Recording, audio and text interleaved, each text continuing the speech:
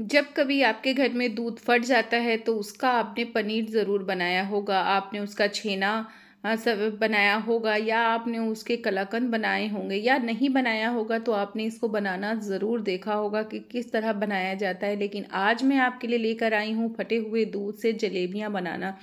बहुत ही आसान तरीके से, बहुत ही सिंपल वे से बताऊंगी और मिनटों में बनने वाली है। कुछ ही मिनटों में आप 2 से 3 किलो जलेबियां ऐसे ही बनाकर रख देंगे। इतनी आसान तरीके से बताऊंगी और बिना किसी एक्स्ट्रा मटेरियल के या बिना किसी भी तरह की हमें कुछ भी डालने की ज़रूरत नहीं है। बहुत ही आसान तरीके से बताऊंगी।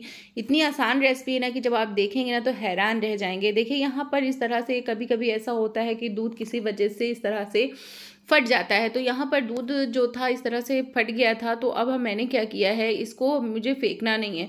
तो मैंने क्या किया है, इसको अच्छी तरह से हमने किसी छन्नी पर रख के इसे हमें अच्छा सा छान लेना है जिससे कि इसका एक्स्ट्रा वाटर निकल जाए। हमें इसे बहुत ज़्यादा ड्राई नहीं करना है। वो क्यों नहीं करना है ये मैं आगे बताऊंगी आपको कि इसे क्यों नहीं करना है। बस हमने हल्का इसे छान कर 2-3 घंटे के लिए इस तरह से किसी बर्तन में रख देना है जिससे कि इसका एक्स्ट्रा वाटर निकल जाए। और ये जो एक्स्ट्रा वाटर निकलेगा ना इसको आपने फेंकना नहीं है। इससे आप आटा गूंद सकते हैं। इससे जो आप आटा लगाएंगे ना बहुत ही स्मूथ, बहुत ही सॉफ्ट डो लगता है और बहुत ही अच्छी रोटियां बनती हैं। तो देखिए यहाँ पर 2 से 3 घंटे बाद हमारा इस तरह से छेना बनकर तैयार हो गया है। बहुत ही अच्छा बना हुआ है और नहीं बहुत ज़्यादा ड्राई नहीं है।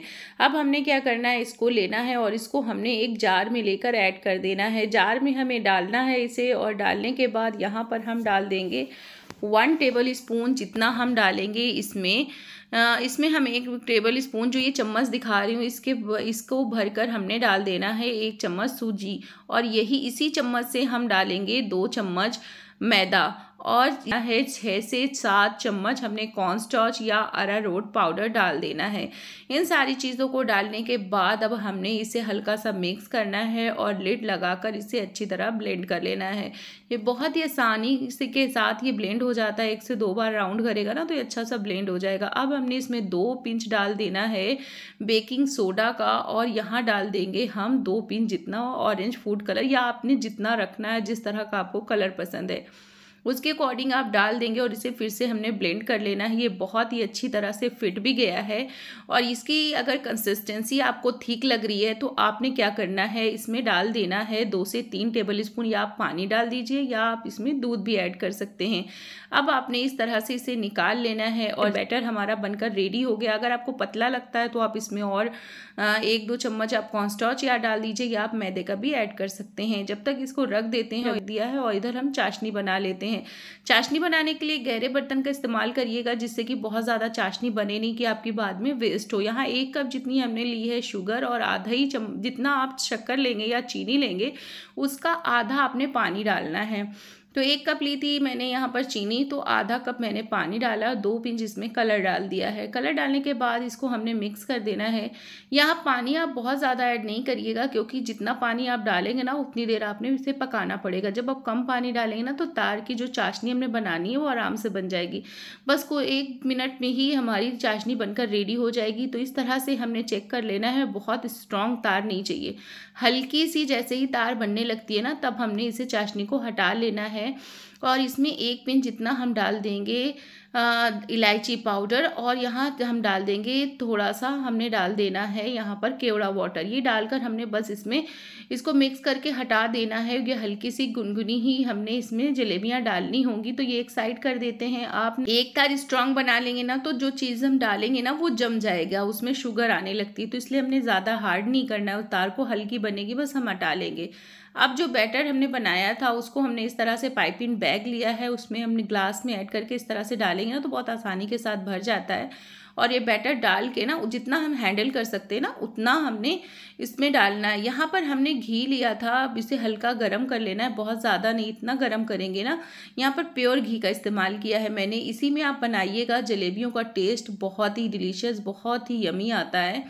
तो इस तरह से हल्का करना है कि आपने जैसे ही डालना है तो कुछ सेकंड्स के बाद जो हमारी जलेबियां हैं ना वो ऊपर आने लगे, तो गरम करना है।